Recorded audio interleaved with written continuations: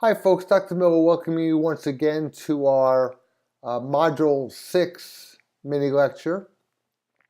Here we're going to look at Chapter 8, the Return on Invested Capital and Profitability Analysis, one of my favorite topics as an analyst. Return on invested capital is important in our analysis of financial statements. Financial statement analysis involves our assessing both risk and return.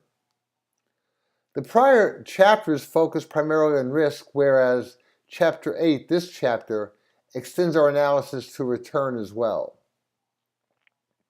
Return on invested capital refers to a company's earnings relative to both the level and source of financing.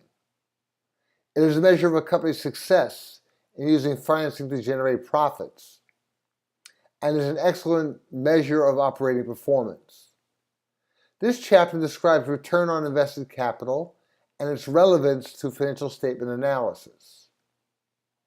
We also explain variations in measurement of return on invested capital and their interpretation.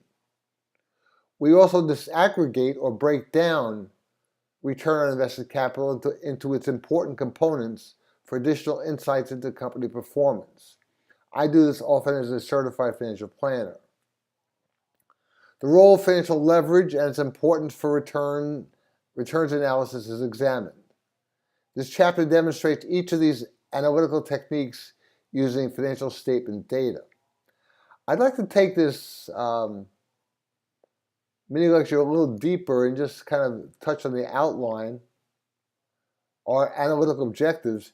Our analytical objectives include some of the following: to describe the usefulness of return measures in financial statement analysis, to explain return on invested capital and variations in its computation, to analyze return on net operating assets and its relevance in our analysis, and to describe disaggregation or breakdown of return on net operating assets and the importance of its components.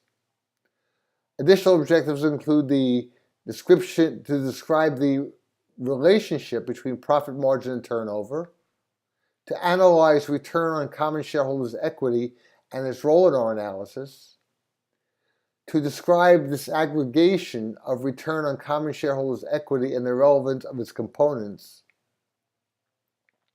and finally to explain financial leverage and how to assess a company's success in trading on the equity across funding resources. Thank you very much. Enjoy Module 6.